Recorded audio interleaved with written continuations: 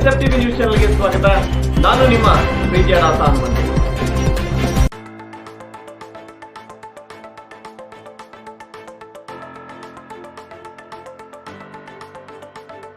ಚಿಕ್ಕಮಗಳೂರು ಜಿಲ್ಲೆ ತರೀಕೆರೆ ತಾಲೂಕು ತರೀಕೆರೆಯಲ್ಲಿ ನೂತನವಾಗಿ ನಿರ್ಮಿಸಲಿರುವ ಬಸ್ ನಿಲ್ದಾಣದ ಶಂಕುಸ್ಥಾಪನಾ ಗುದ್ದಲಿ ಪೂಜೆಯನ್ನು ಮಾನ್ಯ ಸಾರಿಗೆ ಮತ್ತು ಮುಜರಾಯಿ ಇಲಾಖೆ ಸಚಿವರಾದ ರಾಮಲಿಂಗಾರೆಡ್ಡಿ ಅವರು ಉದ್ಘಾಟಿಸಿದರು.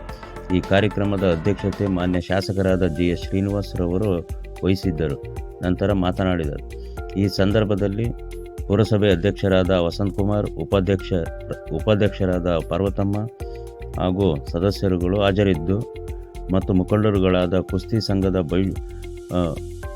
ಅಧ್ಯಕ್ಷರಾದ ಬೈಟು ರಮೇಶ್, ತಾಲೂಕು ಅಧ್ಯಕ್ಷ ಫಾರೂಕ್, ವರ್ಮಪ್ರಕಾಶ್, ವಿಶ್ವನಾಥ್, ಜೈ ಕರ್ನಾಟಕ ಸಂಘದ ಜಗದೀಶ್ ಹಾಗೂ KSRTC ನಿರ್ದೇಶಕರಾದ ಇಬ್ರಾಹಿಂ ಮೈಗೂರ್ ಮತ್ತು ಪೊಲೀಸ್ ಇಲಾಖೆಯ DYSP ಆಲ್ಮೂರ್ತಿ, ಇನ್ಸ್ಪೆಕ್ಟರ್ಗಳಾದ ರಾಮಚಂದ್ರ ನಾಯ್ಕ್, ಗಿರೀಶ್ ಮತ್ತು KSRTC ವಿಭಾಗೀಯ ನಿಯಂತ್ರಣಾಧಿಕಾರಿ ಜಗದೀಶ್ ಕುಮಾರ್ ಹಾಗೂ ಅನೇಕ ಮುಖಂಡರುಗಳು ಮತ್ತು ಸಾರ್ವಜನಿಕರು ಭಾಗವಹಿಸಿದ್ದರು.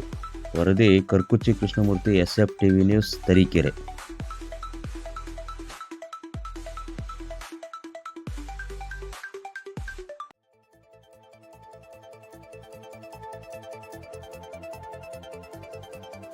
ಸ್ಥಾಪನೆಯ ಭೂಮಿ ಪೂಜೆ ಮಾಡಿ ಶಿಲಾನ್ಯಾಸವನ್ನು ನೆರವೇರಿಸಿದಂಥ ಬಸ್ ಸ್ಟ್ಯಾಂಡನ್ನು ಪೂರ್ಣವಾಗಿ ಅಭಿವೃದ್ಧಿ ಮಾಡಿ ಇವತ್ತು ಸುಮಾರು 8,89,00,000 ಒಟ್ಟಾರೆ 9,15,00,000ಕ್ಕೆ ಟೆಂಡರ್ ಆಗಿರತಕ್ಕಂಥ ಕೆಲಸ ಇವತ್ತು ನಮ್ಮ ನೆಚ್ಚಿನ ಸಾರಿಗೆ ಮಂತ್ರಿಗಳು, ಕಾರ್ಮಿಕ ಮುಜರಾಯಿ ಇಲಾಖೆ ಮಂತ್ರಿಗಳು ಆದಂಥ ಶ್ರೀ ರಾಮಲಿಂಗಾರೆಡ್ಡಿ ಅವರು ಬಂದು ಶಂಕುಸ್ಥಾಪನೆ ಮಾಡ್ತಿದ್ದಾರೆ.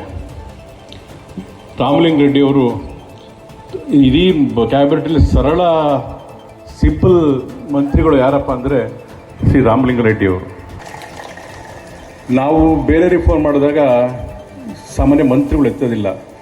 90% ನಾನು ಫೋನ್ ಮಾಡಿದಾಗ ಮಂತ್ರಿಗಳೇ ಫೋನ್ ಎತ್ತುತ್ತಾರೆ ಮತ್ತು ಎತ್ತಕ್ಕಾಗಲಿದ್ರೆ ವಾಪಸ್ ಫೋನ್ ಮತ್ತು ಖಂಡಿತ ಮಾಡ್ತಾರೆ ಬಿಡುವಾದಾಗ.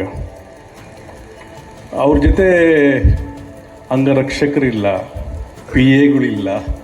ಸಾಮಾನ್ಯವಾಗಿ ಅಷ್ಟು ಸಿಂಪ್ಲಿಸಿಟಿ ಇರ್ತಕ್ಕಂಥ ಇಡೀ ಕ್ಯಾಬಿನೆಟಲ್ಲಿ ಮತ್ತು ತುಂಬ ಪ್ರಾಮಾಣಿಕರು.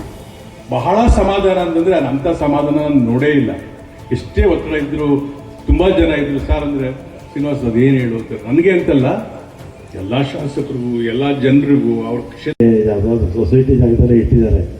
ಮೊನ್ನೆ ಅಸೆಂಬ್ಲಿಗೂ ಕ್ವಶನ್ ಹಾಕಿದ್ರು, ಜಾಗ ಕೊಟ್ಟರೆ ಬಿಲ್ಡಿಂಗ್ ಕಟ್ಸ್ಕೊಡ್ತೀನಿ. ಶ್ರೀನಿವಾಸ್ RTO ಆಫೀಸ್ಗೆ ARTO ಜಾಗ ಕೊಟ್ಟರೆ ಬಿಲ್ಡಿಂಗ್ ಕಟ್ಸ್ಕೊಡ್ತೀನಿ ಅಂತ ಹೇಳ್ತಾ ಇದ್ದೀನಿ.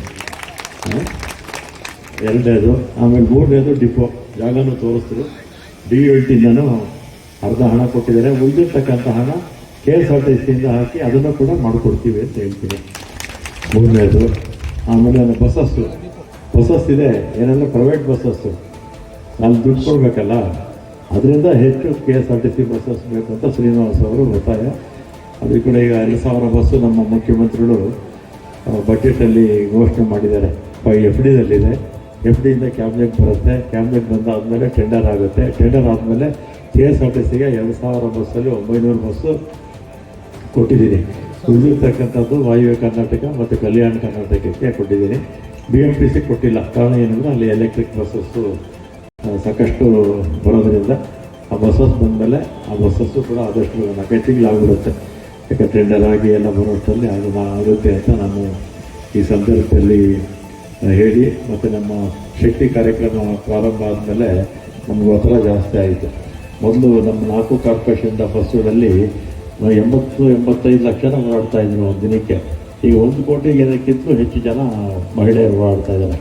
1,05,00,000 ಆಗಿದೆ ನಮ್ಮ